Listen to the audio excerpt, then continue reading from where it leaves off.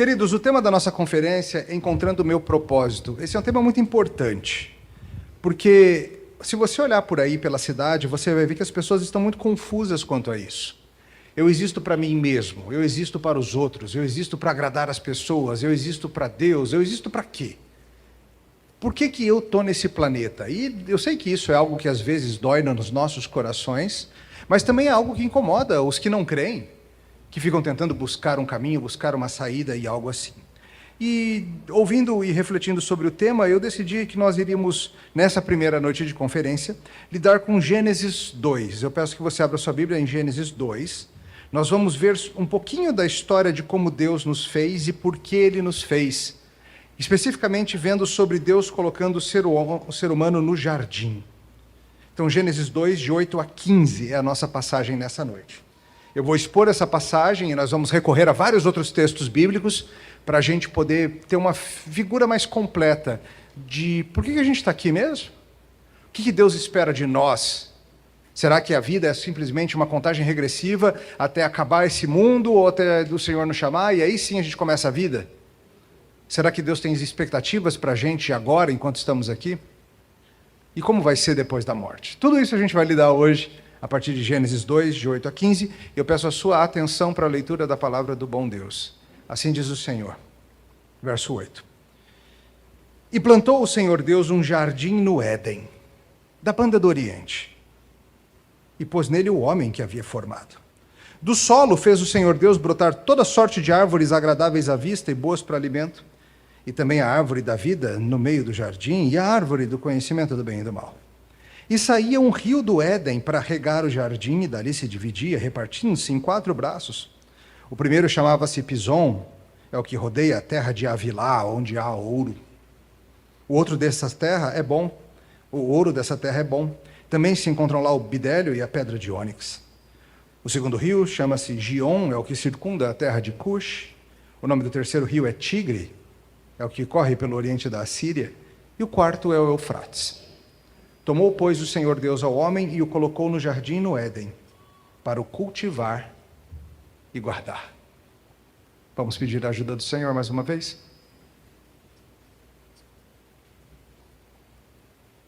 Senhor, nesta noite, ao considerarmos o relato inspirado, nós pedimos que da Tua palavra brote vida e o Senhor trate nossos corações.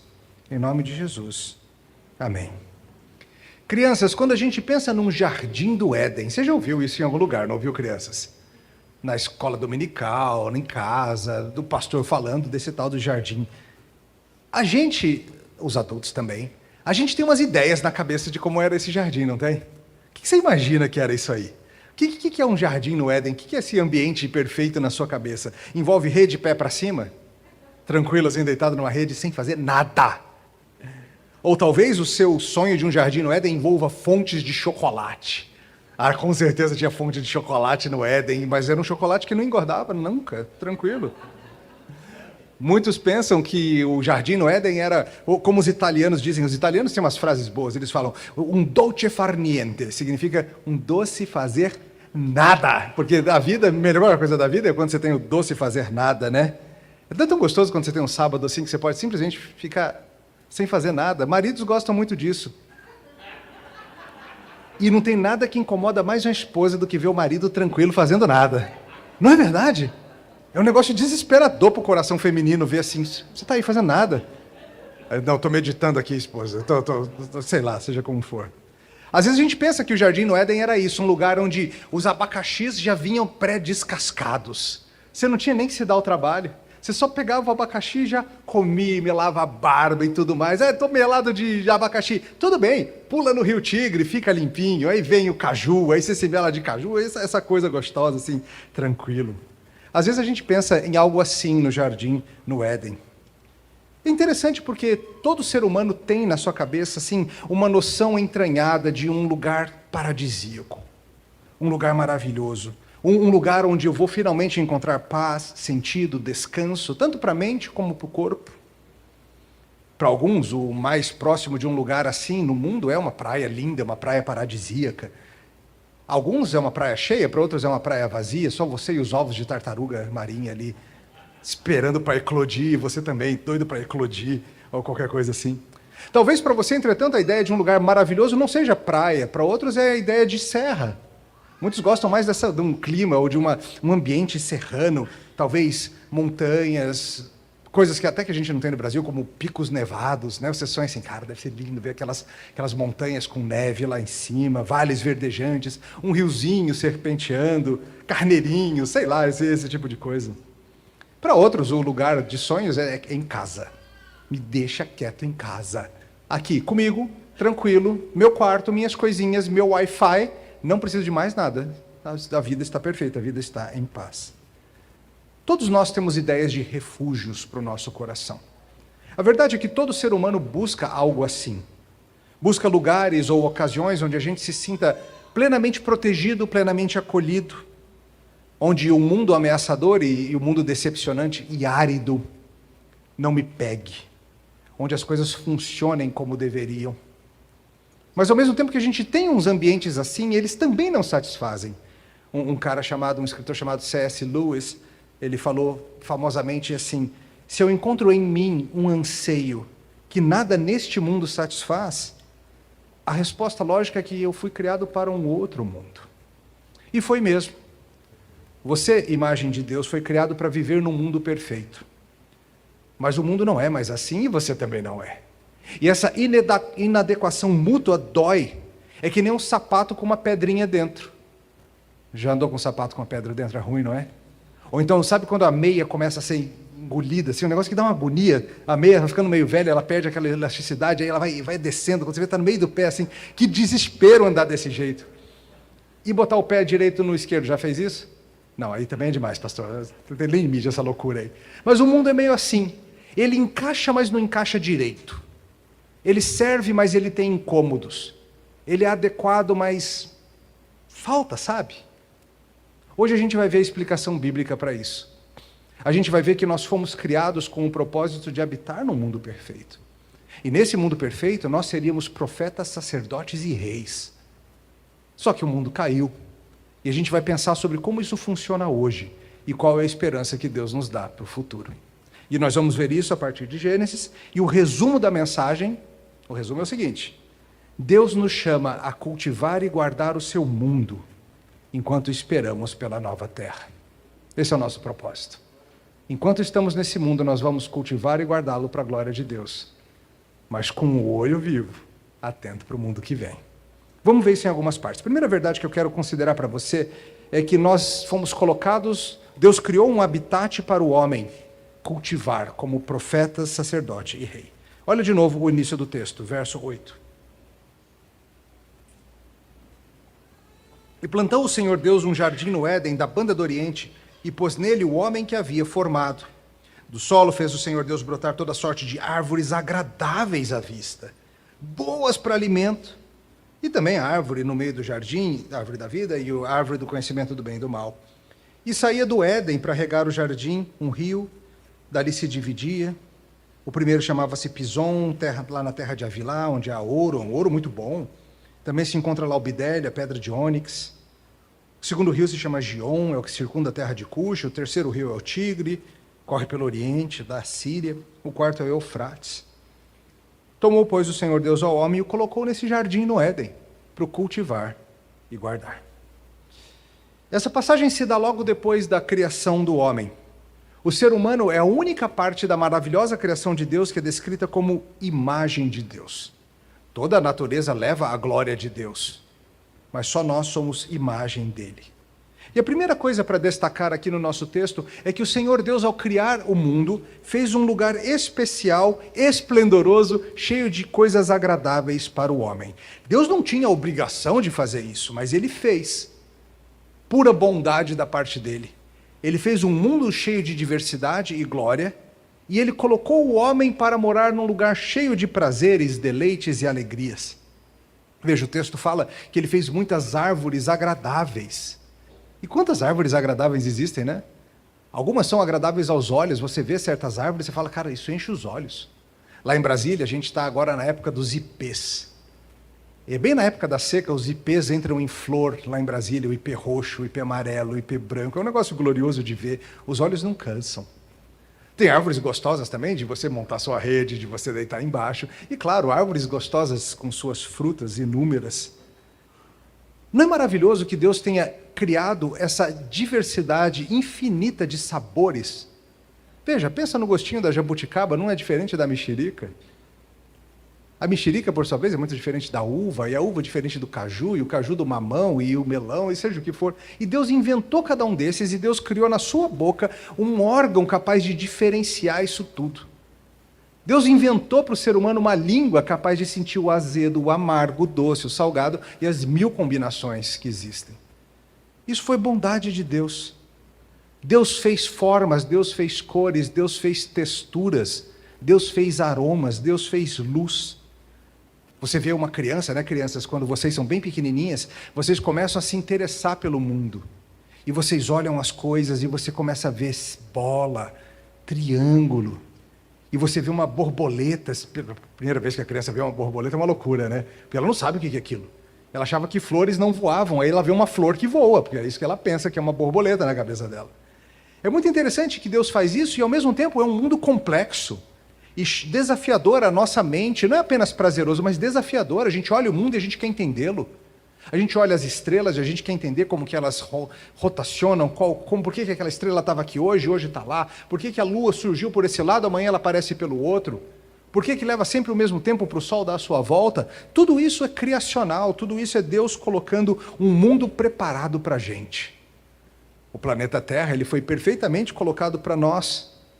As condições de temperatura, de pressão, a abundância de alimento, uma terra lavrável, tudo isso é bondade de Deus para criar um planeta bom para a gente morar. Um universo estável que funciona.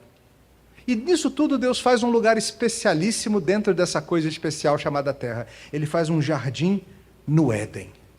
Éden é essa região, a gente não sabe direito exatamente o que é o tal do Éden, seja onde for ou o que for, mas lá Deus faz um jardim.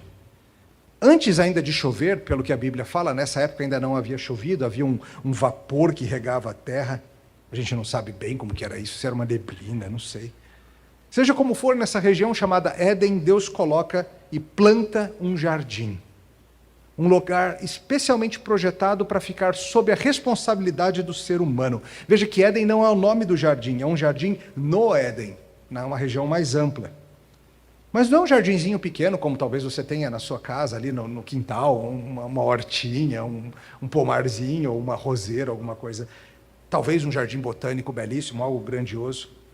Você pode imaginar que muitos tentam identificar aonde ficava isso, né? Seria legal descobrir, não seria, crianças? Imagina poder fazer uma excursão para o Jardim do Éden. O duro é passar do querubim com espada e tal, mas de repente dá para ver de fora, né? Às vezes de fora você consegue enxergar alguma coisinha assim. Alguns sugerem, por causa desses nomes de rios, que seria perto do que hoje nós chamamos de Armênia. Já o pessoal lá do Bahrein diz que não, é lá no Bahrein. Claro, falar é fácil, né? Não, é aqui. Talvez o pessoal de Pernambuco diga que é aqui, não sei. Já que aqui é formado o Oceano Atlântico, por que não ser também onde era o jardim no Éden, não? A gente não sabe também, claro, como a terra foi alterada com a queda, e depois houve, obviamente, o dilúvio. Então, o dilúvio talvez tenha sumido com isso tudo, a gente não sabe, Deus o sabe. Esse termo, numa tradução grega bem antiga, foi traduzido como paradeiso. Por isso que muitos chamam isso aqui de paraíso. Vocês falam grego, que legal. Isso mesmo. Paradeiso, paraíso. Viu só? Grego não é difícil. O pessoal, às vezes, fica metido, né? Falando, no grego diz assim, é moleza, paradeiso. Mas seja como for, era um lugar de água abundante. O texto nos fala de uma fonte de água maior que se dividia em 4 rios. Talvez seja o Tigre que ele fala, seja o mesmo que hoje a gente chama de Tigre, talvez o Eufrates seja o que a gente chama de Eufrates, talvez não. Isso aqui foi muito, muito tempo atrás. Além disso, tem o rio Gion, o rio Carum. Alguns tentam identificar lugares ali na Arábia ou no Iraque.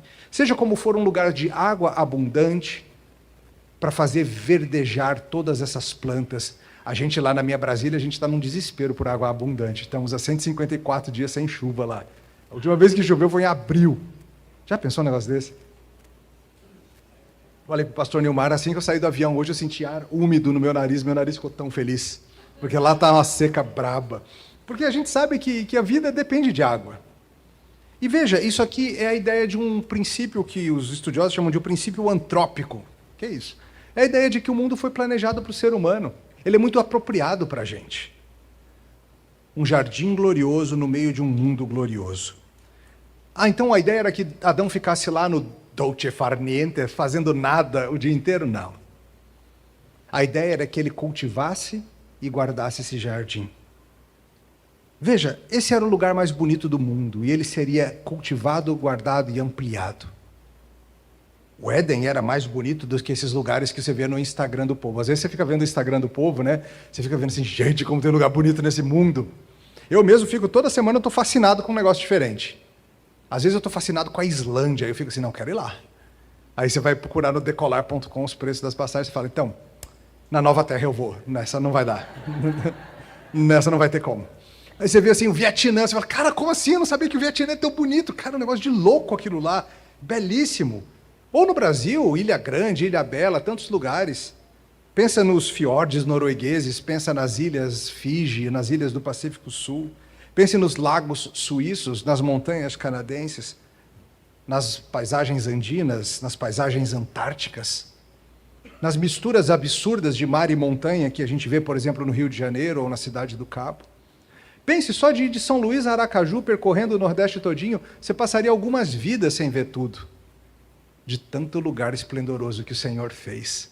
Você imagina como o Senhor se alegrou em ir montando essas coisas todas? Vou botar um rio aqui, vou subir uma montanha desse lado, aqui a vegetação vai ser desse jeito, aqui vai ser diferente, aqui o clima é desse jeito, esse aqui eu vou fazer bem planinho, esse outro aqui vai ser todo montanhoso. Rios, mares e tudo mais, isso só nesse planeta. Fora a glória do que o Senhor fez pelo universo afora, que a gente ainda está começando a descobrir. A gente cria uns telescópios bonitos e a gente começa a olhar coisas a muito, muito longe, galáxias distantes. De vez em quando surge nos noticiários, né, a foto de uma nova galáxia que o telescópio Webb encontrou lá e a gente fica assim, Senhor, que coisa linda. Eu imagino o Senhor olhando para a gente assim, finalmente vocês descobriram, hein? Botei lá tem um tempão. Gostaram? Ficou bonito, não ficou? Gostou das cores? Um cristão vendo essas coisas deveria fazer o quê? Cair de joelhos, Senhor. Como diz o Salmo 104, quão maravilhoso, Senhor. Que criatividade, que diversidade nas tuas obras, Senhor. Agora eu quero que você pense comigo que isso é a terra quebrada. Essa é a terra tocada pelo pecado. Não é a terra no seu estado original. E ela já é esplendorosa assim. A gente não tem noção do que era esse mundo antes do pecado rachá-lo. Era ainda melhor. E esse lugar onde Adão foi colocado, ele era tanto para descanso quanto para trabalho. A palavra usada no verso 15 para descrever o que o Senhor faz, não é geralmente a palavra usada para dizer colocar, mas descansar. Deus descansou o homem no jardim. Então era um lugar de trabalho e descanso e adoração, mas essa questão do serviço é muito importante e a gente precisa pensar sobre o que Deus esperava de Adão. O que Deus queria que Adão fizesse? Além, claro, de não comer de certa árvore. Deus colocou o homem para ser o representante de Deus. Lembra? O homem é a imagem de Deus. Cuide em meu nome, é o que o Senhor disse. A gente faz isso com as crianças também. Crianças, não sei se vocês sabiam disso, mas quando, por exemplo, a gente coloca vocês para cuidar do seu quarto, cuidar das suas roupas, arrumar os seus brinquedos. O que a gente está fazendo? A gente está ensinando a vocês que Deus espera de todos nós que sejamos participantes da obra de cuidar das coisas, de organizar o mundo, de mantê-lo bem. Claro, vocês ainda são pequenos e vocês estão ali cuidando só do quarto, talvez, só do armário de brinquedos, só da estante de livros, só das suas roupinhas, da sua gaveta de meia, seja o que for. Por enquanto é isso. À medida que você for crescendo, mais e mais você vai ficar na sua responsabilidade.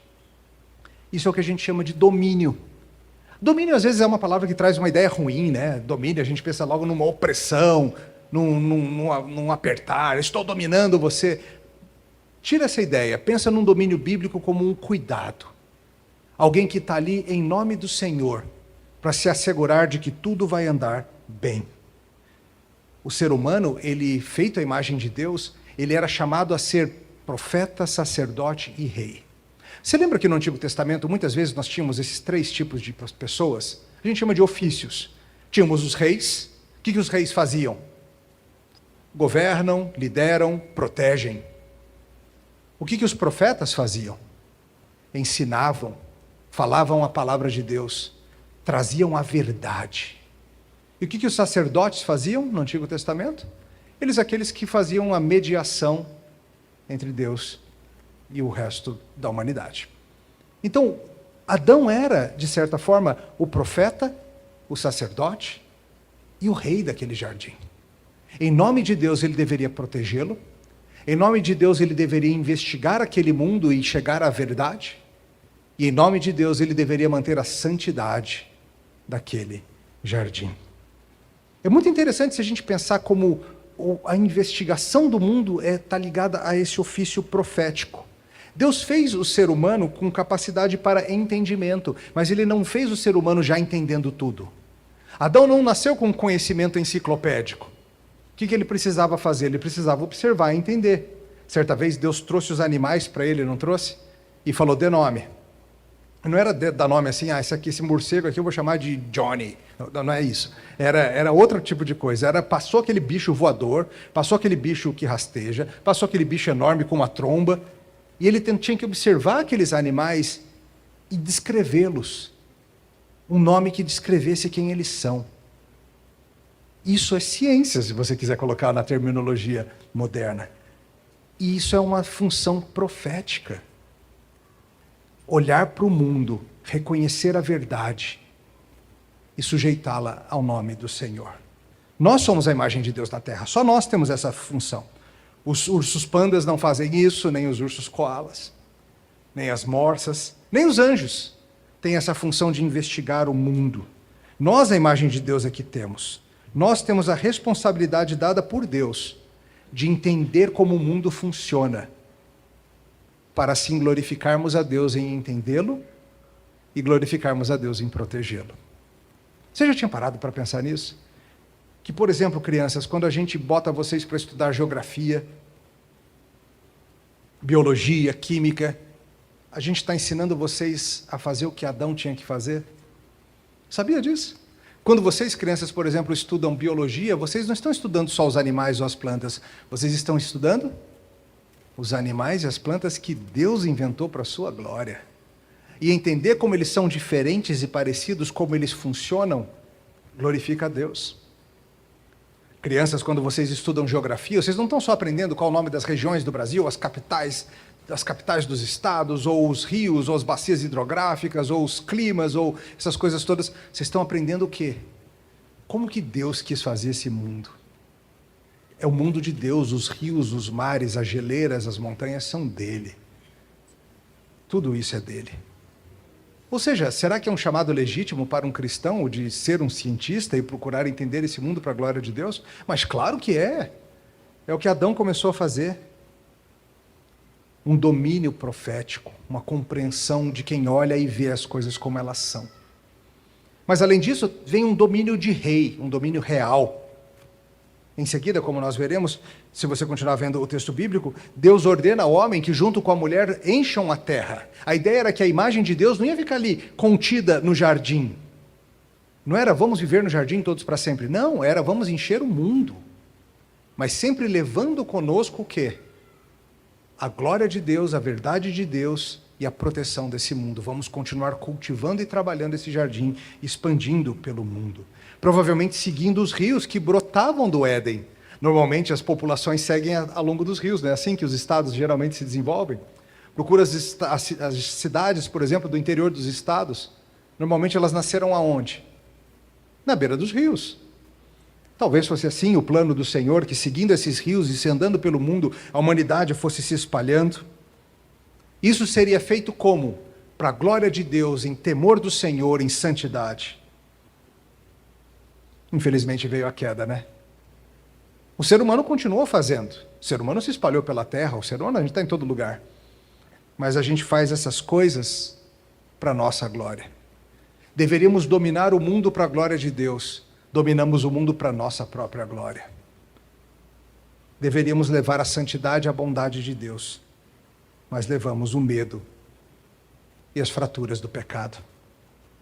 A palavra usada para cultivar é a mesma que poderia ser tratada como servir. A ideia é que é um domínio não de um déspota, mas, sabe, imagine um rei que trabalha para o benefício de quem está abaixo de si. A gente não costuma pensar em reis assim, né? Normalmente, quando você pensa num rei, você pensa em alguém que existe para ser servido. Não é gostoso imaginar um rei que serve? Um rei que lidera para o bem dos liderados? Você consegue imaginar um rei assim? Você consegue pensar no nome de um rei assim? Eu consigo. Tem um rei que ficou famoso por dizer: eu não vim para ser servido. Eu vim para servir e dar minha vida por muitos. É o que Adão deveria ter sido, é o que nós deveríamos ser. Reinando em nome de Deus, mas um reinado de serviço e amor. Não um reinado de opressão e destruição. Uma das tragédias da queda é que nós nos tornamos mestres opressores. De regentes benignos nos tornamos déspotas cruéis. E a criação, como Paulo explica em Romanos 8, a criação geme, como uma mulher para dar à luz. Essa é a criação o dia inteiro. Mulheres que passaram pela experiência do parto sabem como é sofrido. E dão graças a Deus que não dura semanas, né? Duram horas. Talvez dias, não sei, mas semanas não. A descrição bíblica é que a criação está desde a queda em dores de parto. Um parto que parece que não acaba nunca, por causa do nosso pecado. Aliás, o nosso chamado como cristãos, irmãos, nós que fomos chamados e estamos sendo refeitos à imagem de Cristo, precisa passar por isso, por entender que neste mundo quebrado, nós que somos do mundo futuro, devemos começar a demonstrar já esses aspectos das coisas refeitas agora. Já somos chamados para, como profetas em nome de Deus, investigar e entender esse mundo, compreender-o para a glória dele, entender como as coisas são. E somos chamados também a, como reis e rainhas da nova terra, começar a demonstrar agora um reinado diferente. Como que você se relaciona com esse mundo que Deus fez? Veja, alguns crentes têm a noção um tanto estranha assim: Deus vai destruir isso aqui tudo mesmo, não tem que cuidar de nada não. É estranho isso. O que Deus esperava de Adão é que ele cultivasse e guardasse, servisse e protegesse. E nós que estamos sendo refeitos à imagem de Jesus, o novo Adão, devemos pensar o mesmo. Tristemente, o movimento ecológico moderno, ele é muito permeado de pensamento pagão. Panteísta, mãe natureza, esse tipo de linguajar. Vocês já ouviram isso? Isso assusta a gente, claro. Mas nós temos a base correta para cuidarmos do mundo que Deus fez. É a glória dele. E nós somos vice-reis dele. Nós deveríamos, na verdade, ser os líderes desse tipo de conversa, porque nós temos a base correta para falar em preservar o ambiente, cuidar da água, denunciar maus tratos a animais e tráfico de animais silvestres, pensar seriamente sobre melhores métodos de abate. Isso é ser humano. Isso é ser vice-rei de Deus, representante do Senhor no mundo que Ele fez. Protetores do Senhor. Tem outra verdade que eu quero ver com vocês, agora focando no outro ofício, o ofício sacerdotal, e isso é muito importante para você entender a sua missão. Outra verdade para considerarmos hoje: Deus coloca o homem para guardar esse mundo como sacerdote em seu nome. Olha de novo o verso 15. Tomou, pois, o Senhor Deus o homem e o colocou no jardim do Éden para o cultivar e guardar. Veja, essa outra palavra traduzida aqui como guardar, ela tem conotações muito interessantes ligadas à proteção moral. Não apenas a uma proteção física, mas uma proteção física ligada à moralidade. Esse guardar tem a função de proteger, como um rei e sacerdote protege uma terra do mal. Alguns serviços de polícia, principalmente nos Estados Unidos, têm como lema servir e proteger. Servir e proteger. Talvez você já tenha visto isso em filme de policial, que você gosta de ver, coisas assim. Obrigado, irmã. Servir e proteger. Mas proteger de quê? Proteger do mal. Como que Adão deveria proteger o jardim? Proteger de quê? O jardim, queridos, ele era uma espécie de templo. Não era lá que Deus se encontrava com o homem? Lembra Adão, na viração do dia, o que ele esperava que fosse acontecer sempre? No viração do dia, ali no crepúsculo, o Senhor ia chegar. Depois ele se esconde nisso. Ezequiel 28 parece indicar para a gente que esse jardim no Éden era uma espécie de uma montanha de onde fluíam os rios que abençoavam a terra toda. E esse tema bíblico é muito forte. O santo monte do Senhor, onde o Senhor está com o seu povo. Pensa, por exemplo, no Monte Sião. Monte Sião é fortíssima essa ideia, não é? No Antigo Testamento. O santo monte do Senhor. A gente canta grande é o Senhor, a cidade do nosso Deus, seu santo monte. Porque tem muito essa ideia do lugar onde Deus se encontrava com o homem. Foi num monte também que Deus se encontrou com Moisés, não foi? E trouxe as tábuas da lei. Qual que era o nome daquele monte? Sinai.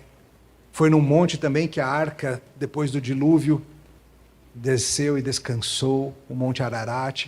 Então, e o próprio Éden, segundo Ezequiel 28, parece ser localizado uma espécie de monte. Então a ideia era o seguinte: Adão era o responsável por manter aquele lugar sagrado seguro. O lugar onde o homem habitava em paz com Deus deveria ser protegido do mal. Adão falhou nisso, não falhou? Quando que o mal entrou no jardim? Quando a maldita serpente, o maldito diabo entra e o sacerdote não o impede. Apenas observa enquanto a sua esposa conversa com a serpente, é enganada, não toma a atitude que deveria ter tomado. E por causa disso, ele e ela são expulsos, e nós junto, né? Nós os descendentes dele, somos todos expulsos do santo monte do Senhor, do santo jardim no Éden. Adão deveria ter sido o profeta, o sacerdote e o rei do jardim. Mas ele acaba expulso. Ele não tem mais como ser essas coisas, porque ele mesmo se tornou pecador. Ele mesmo se tornou uma ameaça. E é muito interessante que essa ideia do jardim santo, ela nunca foi apagada do coração da humanidade. Eu creio que é daí que vem o nosso anseio, como eu falei na introdução, de um lugar gostoso e perfeito onde tudo está funcionando bem. A gente vê isso nos nossos sonhos de viagens, a gente vê isso nos filmes de fantasia, que a gente cria lugares maravilhosos. A gente vê isso em canções, tem muitas canções da música popular que falam de lugares maravilhosos. Seja o Eu Queria Ter na Vida simplesmente um lugar de mato verde, para plantar e para colher. Ter uma casinha branca de varanda, um quintal e uma janela, para ver o sol nascer. Você sabe, isso aí é um jardim no Éden do sonho musical. Ou procura aquela música depois, se você quiser, da Marisa Monte, que se chama Vilarejo. É a mesma ideia de um lugar perfeito. Esse anseio está no coração da humanidade. Se você procurar as grandes religiões, as mesmas religiões antigas, como os egípcios, os sumérios, os acádios, eles sempre têm nas suas religiões espécies de templos-jardins. Os jardins suspensos da Babilônia e coisas assim. A ideia, imagino, é que as notícias do que aconteceu no Éden foram transmitidas de geração em geração. E o ser humano sempre tentando recriar o que se perdeu. Recriar aquele lugar perfeito. A história da humanidade, queridos, pode ser descrita como a história do homem tentando voltar para esse jardim. De alguma maneira. Recuperar o acesso ao templo-jardim que foi perdido. Mas não é só a humanidade rebelde que faz isso. O próprio Deus está trabalhando nisso. A história da redenção é Deus arrumando um jeito maravilhoso de nós sermos readmitidos. Nos tornamos pecadores, fomos expulsos. E para voltar para o jardim somente com o preço de sangue. Olha comigo como na história da Bíblia isso aparece tantas vezes. Logo após a queda, o que acontece? O homem é expulso, Deus coloca para guardar o jardim o quê? Querubins. Uma entrada pelo lado oriental. O texto bíblico faz questão de dizer isso. Quem é admitido e aprovado por Deus logo após a queda?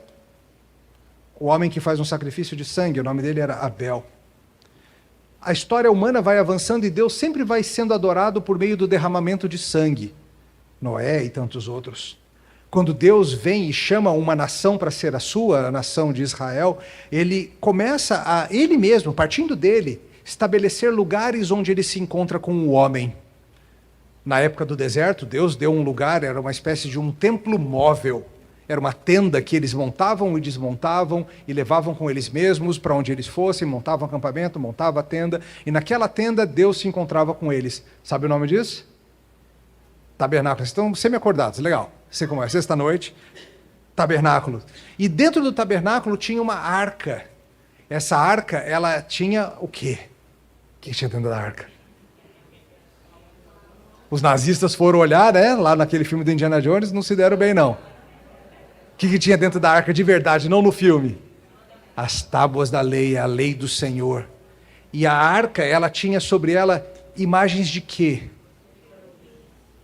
Qual é a conexão disso com o jardim? A conexão é muito importante. Aquilo lá simboliza a lei do Senhor, a sua santidade. E o fato de que a gente não pode ir chegando na presença de Deus, não. A presença de Deus é protegida pelos seus santos anjos. Tenta chegar para você ver, assim, de mão abanando. Se você não vai tomar uma espadada de fogo para ficar esperto. Você acha que Adão podia? Vou ali no jardim, no Éden, pegar um negócio que eu esqueci. Claro que não. Ele se tornou ele mesmo impuro. E Deus foi dando, no Antigo Testamento, os sacerdotes que faziam isso. Eles faziam o derramamento de sangue para que a gente pudesse chegar até Deus. O sangue era derramado em nosso favor. O sangue de animais, que era imperfeito, era uma prévia, a gente ia chegando. Os sacerdotes, em 1 Crônicas, eles são descritos como guardas do templo. Cultivar e guardar. Os sacerdotes eram os guardas desse ambiente. Depois o tabernáculo se tornou algo mais fixo, quando o rei Salomão constrói o templo, o tabernáculo cai em desuso. E Deus faz coisas maravilhosas, e Deus começa a mostrar ali. E assim como no jardim, a entrada do templo era pelo lado oriental. Era novamente um novo jardim sendo refeito. Lá também tínhamos a figura dos querubins, tudo isso estava acontecendo. E do mesmo jeito que o jardim, o tabernáculo e o templo, eles eram adornados ou enfeitados com temas da natureza, da criação de Deus. Se você pegar para ler os relatos sobre como deveriam ser as cortinas, os móveis, aquilo todo, você vai ver isso. Tem adornos de imagens de frutas como romãs, flores como lírios, árvores como palmeiras. Então você imagina um povo que está num deserto. Só que ali no meio do deserto tem o quê? Tem uma construção toda cheia de simbolismos de flores e frutos e abundância de vida. O que aquilo deveria lembrá-los? Do jardim que eles perderam. Mas, por meio do sangue, podemos entrar de novo. Custa sangue, mas tem um jeito. Tem muito mais que isso. Por exemplo, lembra do famoso candelabro de 7 braços? Ele era alguns sugerem uma representação da própria árvore da vida, porque ele teria 7 galhos, ele tinha uns detalhamentos assim no metal que eram para parecer ramos enroscados, aquele ramo de trepadeira, alguma coisa assim. Êxodo 25 descreve os seus cálices como, onde ficava ali o pavio da vela, como formato de amêndoas e flores, a vida e a luz. Enfim, tem muitas coisas. O sacerdote principal, ele levava pedras preciosas na sua roupa, e ele tinha uma combinação que só aparece na roupa dele e em Gênesis, que é a combinação de ouro e ônix. Lembra que falou da terra de Avilá? A gente não sabe onde é que é esse lugar. Terra de Avilá, onde havia ouro e ônix. Aí o sacerdote tem isso na roupa dele também. Então veja, tem conexões muito interessantes aí. E quando Jesus Cristo vem? O que ele vem para fazer? Lembra, Jesus Cristo é o novo Adão. E ele é o rei, o profeta e o sacerdote. Como que ele é o rei? Ele é o grande rei, não? O rei dos reis, a Bíblia o chama assim. Aquele que vem para vencer o mal definitivamente. Ele é o grande profeta, não é? Se os outros profetas falam a palavra de Deus, ele é a palavra de Deus, encarnada. E ele é o último e grande sacerdote. Aquele que vem para fazer o sacrifício final e triunfar onde Adão falhara. Ele é tanto o sacerdote como o sacrifício. E é justamente por isso, queridos, que a gente agora tem acesso a voltar para a presença de Deus. A gente pode ousadamente comparecer diante do trono celestial de nosso Pai em oração. Por quê?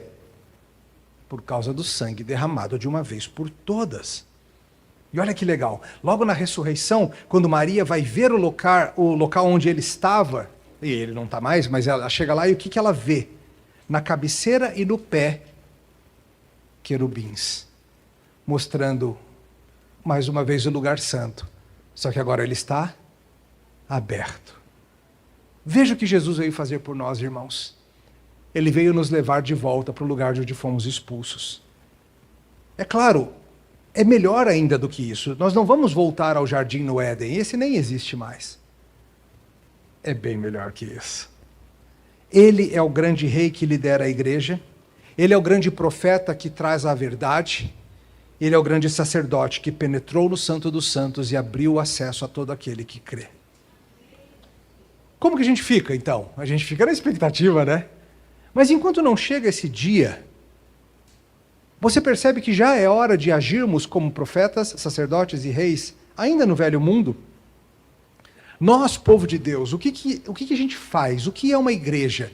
Uma igreja é isso, é o encontro do pessoal que está esperando o grande dia de chegarmos na terra do Senhor, a terra de Emanuel, mas que enquanto isso não chega, a gente se reúne para as prévias.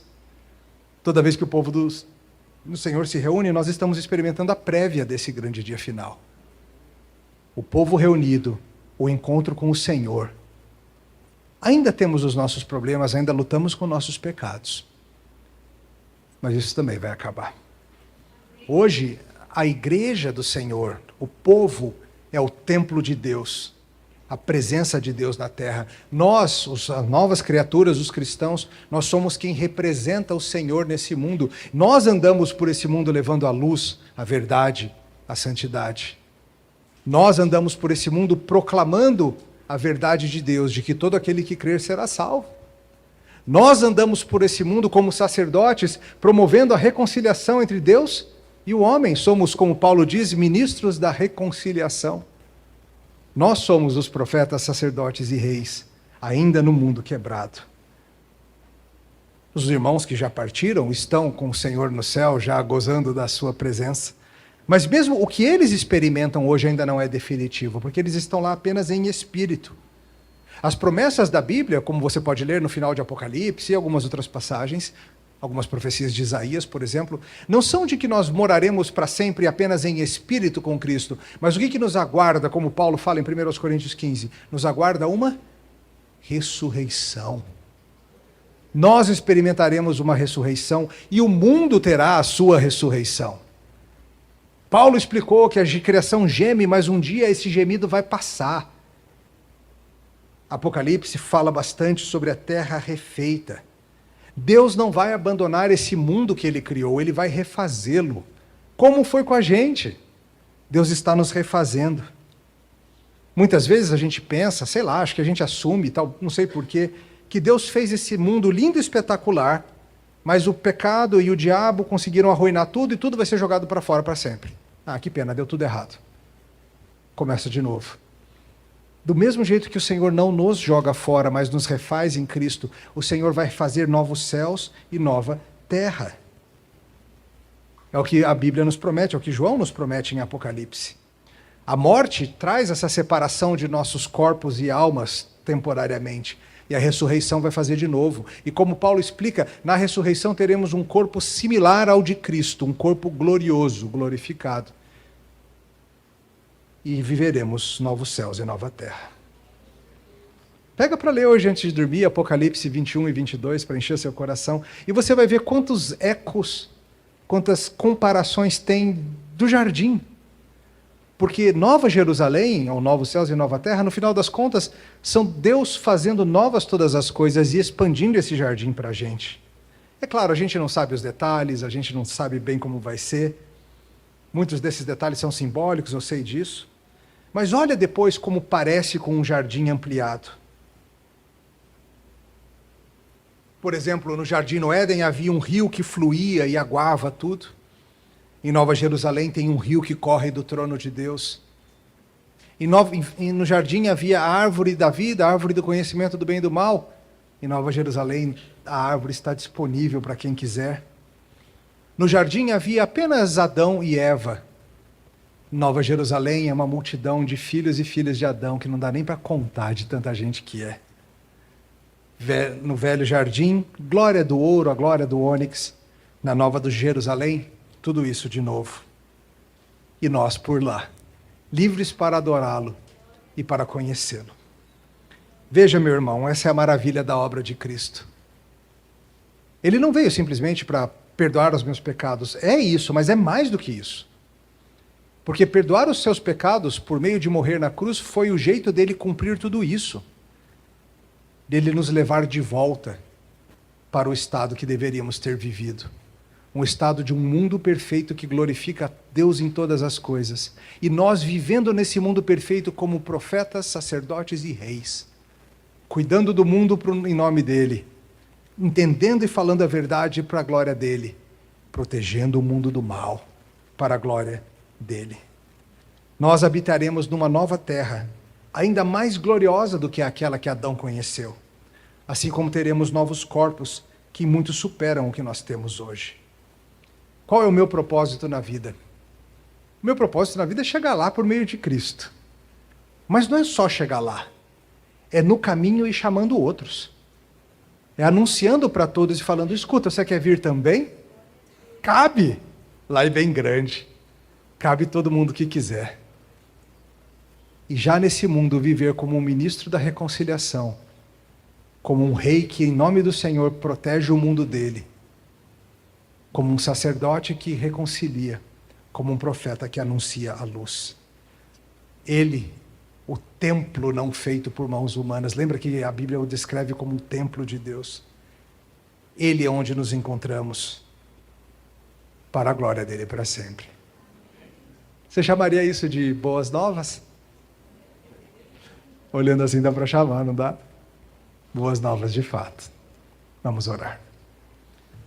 Louvado seja, Senhor, por tão boas novas. Senhor, dá-nos olhos para ver essas coisas, para ver esse mundo como o Senhor deseja que nós o vejamos. Obrigado porque já agora, ainda deste lado da morte, nós já experimentamos tanto da Tua bondade. Nós experimentamos o que é sermos profetas, o que é sermos sacerdotes e reis para a Tua glória. E nós aguardamos o dia, Senhor, em que o mal será de fato colocado para fora perfeitamente, em que a própria morte encontrará o seu fim, em que o diabo será destruído, em que os nossos corações pecaminosos serão plenamente refeitos. Ansiamos por esse dia, Senhor. Louvado seja o Teu nome. Em Cristo. Amém.